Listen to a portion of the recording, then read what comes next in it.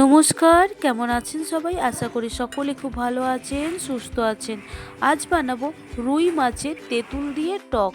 এরপর মাছটা ভালো করে মেখে নেব নুন আর হলুদ দিয়ে। এরপর কড়াই গরম হয়ে গেছে, আমি একটু সরষের তেল দিয়ে মাছগুলো একে একে ভালো করে ভেজে নেব, একটু লাল লাল করে ভেজে নেব। তেঁতুলটাকে আগে আমি 15 মিনিটের মতন ভিজিয়ে রেখেছিলাম।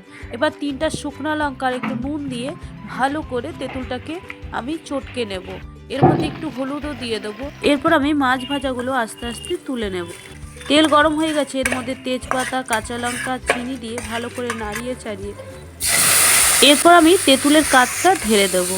এবার ভালো করে নাড়িয়ে চাড়িয়ে একটু কষিয়ে নেব। যতক্ষণ না তেল ছাড়বে ততক্ষণ আমি নাড়াতে থাকবো। এবার আমি একটু পরিমাণ মতন জল দিয়ে দেব। জলটা দিয়ে একটু হালকা নাড়িয়ে চাড়িয়ে নেব। তারপরে একে একে মাছগুলো আমি দিয়ে দেব। দেখুন আমার কি সুন্দর করে ফুটছে। এইভাবে আমি 7-8 মিনিট ফুটতে দেব।